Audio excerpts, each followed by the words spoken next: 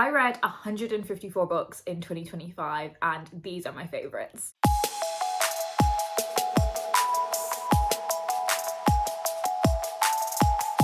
So there are a bunch of aspects of my reading in 2025 that I want to talk about. There will be more content coming in terms of the stats, talking about different elements of my reading year. There will be reading kind of intentions for 2026, so keep your eyes peeled for all of that. But today we are talking about possibly the most important thing, and that is my top 10 reads of 2025. So these are not books that were necessarily published in 2025, although quite a few of them are. There are 8 adult fiction books, including 1 short story collection, 1 young adult book, and 1 adult non-fiction book. And I'm not going to rank these in any particular 10 to 1 order, but I am going to start with the singular non-fiction book on the list, and that is The New Age of Sexism by Laura Bates. And this is a very startling and important and informative non-fiction book about the rise of AI and how that particularly intersects with kind of misogyny and sexism, and how dangerous it is to have a world that the use of artificial intelligence is so rampant in without proper legislation when it comes to things like misogyny and sex crime. As with everything that Laura Bates writes, this is incredibly well researched. It's so informative, and there's no way that I couldn't put this on my top 10 books of the year list, because it's probably the most important book that I have read all year. Conversations around the use of AI and the dangers of AI are coming up more and more frequently, and I think it's so important that if you are someone who is cautious around its use, particularly in relation to the types of prejudices that Laura is discussing in this book, you need to be informed. You need to know how to have those conversations. You need to be able to kind of back up what you're saying. And I think this is an indispensable resource and call to action for greater legislation around the dangers that artificial intelligence poses to women. It's an absolute must read, in my opinion, and easily the best non-fiction book that I read this year. So adult fiction forms the bulk of this list, so I'm going to talk about the young adult book and then we will just be talking about adult fiction. This is The Boy I Love by William Hussey, and it is set in 1916, where we are following 19-year-old Stephen returning to the front of the war after an injury. Here he meets Danny, who is a new recruit to the army, and from when they first meet there is this undeniable connection between the pair of them, a connection that is forbidden not only by the army itself, but society in its entirety. Their story ticks down to the Battle of the Somme, and this book doesn't shy away from the terrors that teenage boys had to face as part of that conflict. It's breathtaking and heartbreaking for those reasons, but also because of how these two boys are treated. The novel also goes into the class differences that impacted people's roles during the First World War. I really thought this was magnificent, and I really love learning about history through different lenses, and I hadn't seen this kind of particular angle to a First World War story before. I thought it was completely brilliant.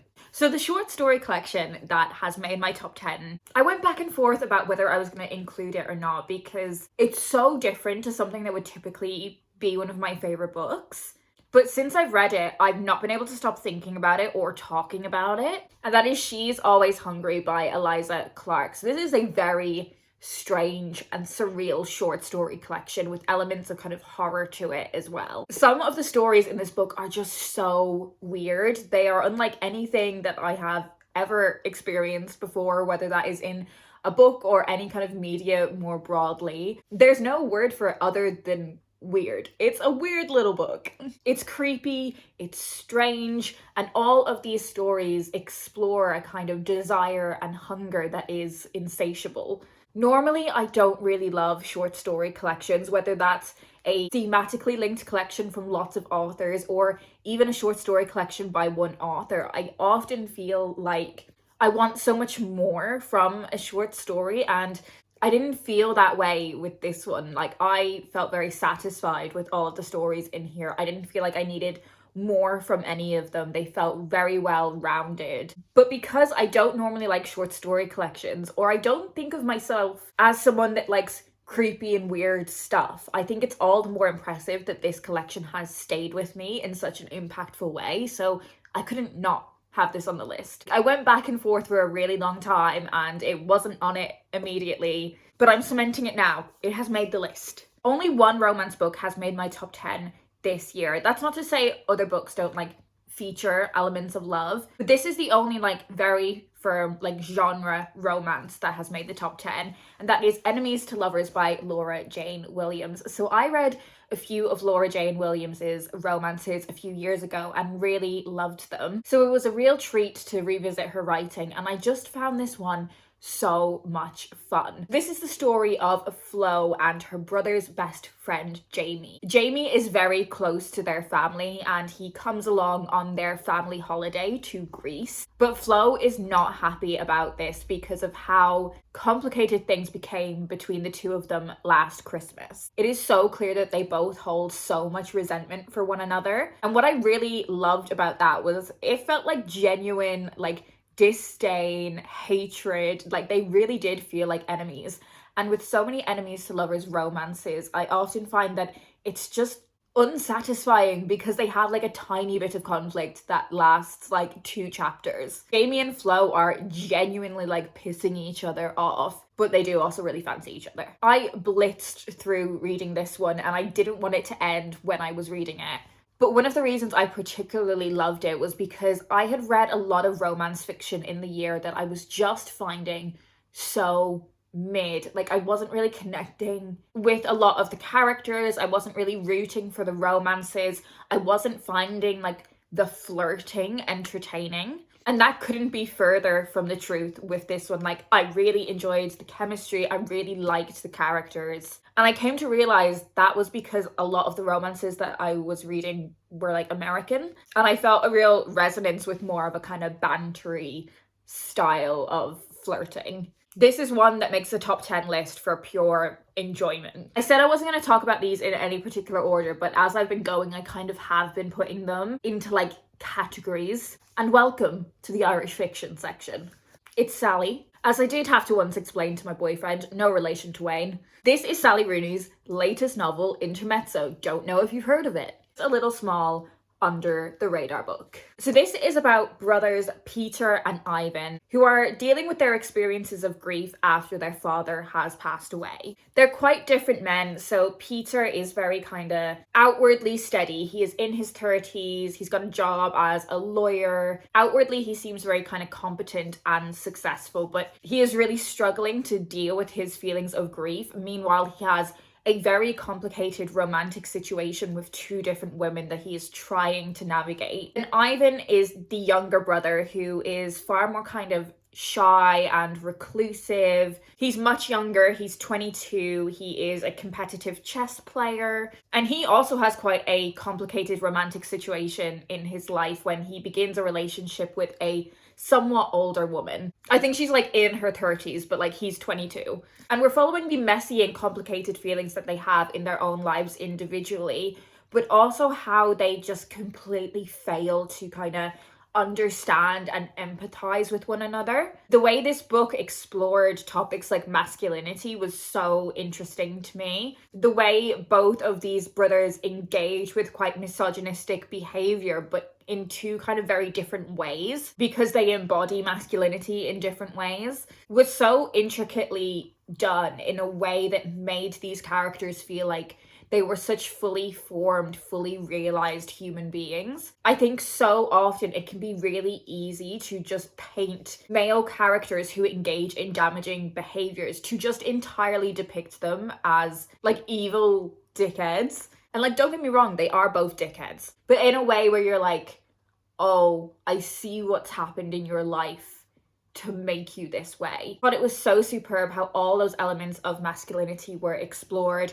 how brotherhood was explored, how the unspoken grief that so specifically exists within Irish families was approached. And one of the ways I've really been describing how I feel about this book is that I think Normal People is my favourite Sally Rooney book, but Intermezzo is her most impressive book. This book was on so many people's favourite books of the year list last year, and I didn't get around to reading it until this year, and I'm so glad I did. It's Evenings and Weekends by Oisin McKenna.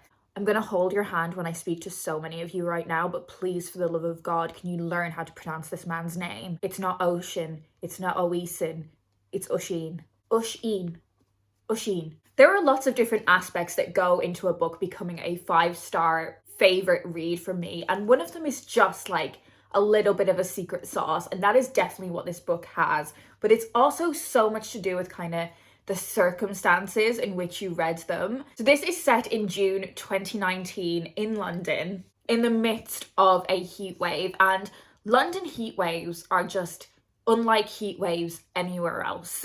I was reading this in the midst of the 2025 heat wave, and I read it cover to cover, sat on my sofa with the fan like blasting at me. I think because of those circumstances, it made it such an almost like immersive reading experience. But also, June 2019 was when I moved to London, and I remember that heat wave so vividly. I remember that whole summer so vividly, and it was my first summer in London, and for that reason, I think I just connected with this book so much. We're following a cast of characters over 24 hours whose lives are all kind of intersected in different ways. And they're all dealing with different aspects of, complicated lives, their relationships, their changing feelings around the city, relationships with parenthood, not only themselves becoming parents, but the relationships they have with their own parents and their own families. And we also have one of these 30-somethings mother in the mix as well, and she was such an interesting character and played a real pivotal role on the importance of seeing your parents as fully kind of complicated human beings that have their own lives and their own worries and their own histories. I think this book so beautifully emphasizes the importance of grown-up children beginning to see their parents more complexly. I thought how this book engaged with queer culture in London was so precisely done. This is a book that I have pushed into so many people's hands, but specifically like the gay men in my life, I want them all to read this book. The book has such a kind of social intelligence. It's so atmospheric. There's also a weird subplot with a whale, which is quite entertaining. This is A Thirst Trap by Grania O'Hara. This is a proof copy. I need to get my hands on a finished copy. I might wait until the paperback comes out, but I do love this proof. So this is about a trio of female friends living in a house share in Belfast. And they are at that stage in their life where they've lived kind of the party days of their 20s. They have been irresponsible and they're on the brink of kind of proper adulthood. They are also grieving the tragic death of their fourth friend, Lydia. Lydia used to live with the three of them, and they have gone from being a 4-person house share to just the three of them. Before Lydia passed away, there was significant amount of conflict and splintering within the group, and the girls are still kind of dealing with all of their feelings and complicated feelings around that. And the bonds between all of them are really starting to kind of splinter and crack. The reason why this is a new favorite for me is because of how brilliantly the author captured that atmosphere of being in quite a kind of enclosed and intense living situation with a group of friends. That moment that no one is really prepared for, when the dynamic and the living situation, which once brought you so much fun and joy and celebration, where you were kind of just really, really enjoying and embracing your 20s together. That moment where it goes from being fun to maybe feeling a bit sad and unsatisfying. I'd never really read a book that explored that with the nuance and the specifics that this book has. I love when a book gets so specific about things, and like those specifics are the things that make it feel really universal to your experience. Found that page after page with this book. I know I said I wasn't picking an overall favorite, but if I was, it might be this one. So there were 2 books that I read in December that I really loved, and I wasn't sure if I should put them in the top 10 list because I was like, oh, is it just recency bias? But long story short, I have included them.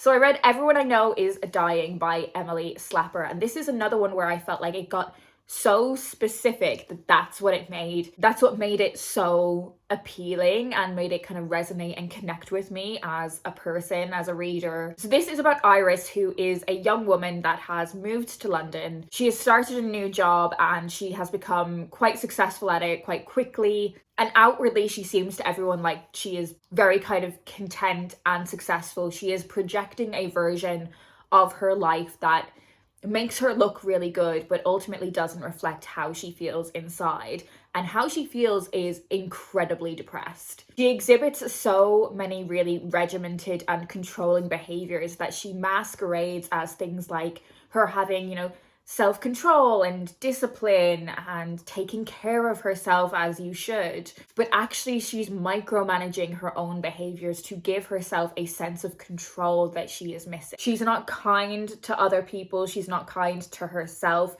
To be honest, she is like a bit of a bitch for most of this book. And that's one of the ways I was so impressed by this book, because whilst she is the way that she still elicits so much empathy from you as a reader, because you can see how much she is struggling and how gradually she sinks deeper and deeper into this depression where she really isn't taking care of herself. She is developing so many kind of damaging behaviors, including a quite self-destructive relationship with sex. She has two quite complicated kind of romances going on. And the reason why I think this book is going to stay with me for a really long time is that depiction of, masquerading as something that you're not, the idea of performing success because you want to portray yourself as a certain way to other people. I think that was really impressively done in this book. The other book I read in December that has made the list is Atmosphere by Taylor Jenkins Reid,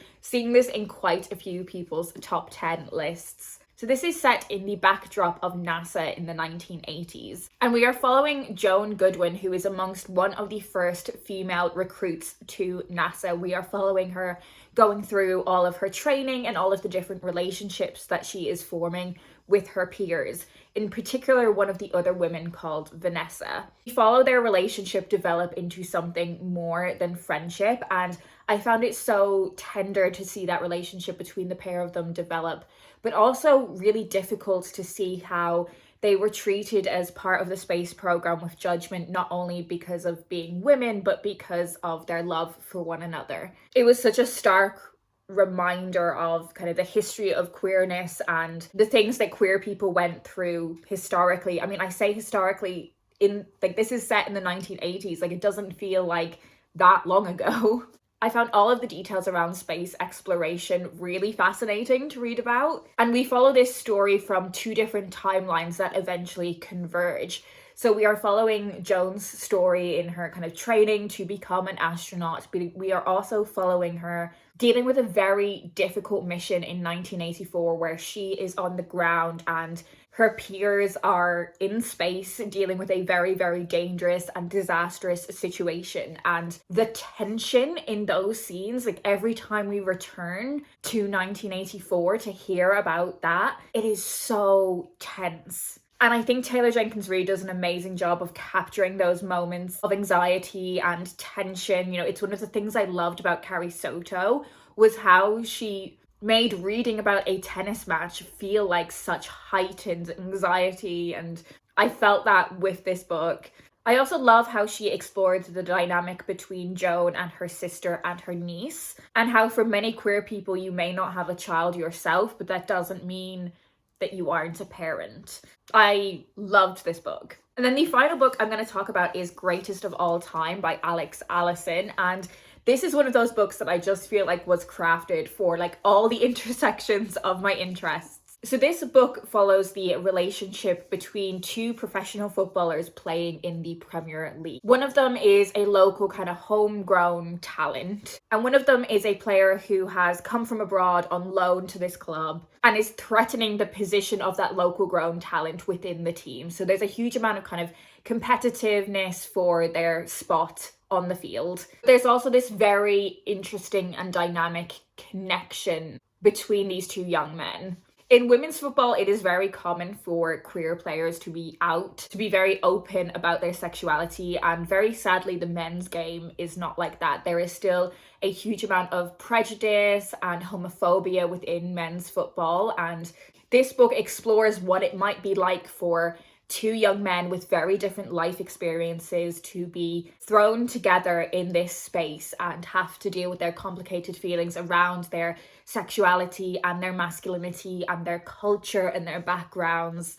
I also found it really interesting, just like all of the football stuff that is included in this in terms of like management and the business of football and competing for your place in a team. I was really impressed by the fact that the author couldn't specifically like pick a club for this to be the backdrop of, but I feel like I knew like exactly what type of football club we were being immersed in. Like there was so much kind of specifics that made me feel like I know what sort of club this is. This is not a romance. I wouldn't even call it like a love story. There are lots of cruel things that happen. Internalized homophobia is a very dangerous thing, and this book doesn't shy away from that. It's a really heartbreaking exploration of the damaging things that you allow to happen to yourself when you are young and in love and confused and you don't know any better and you don't have a proper support system. And I think a book like this, in a world where it still isn't, you know, outwardly acceptable to be a gay male footballer,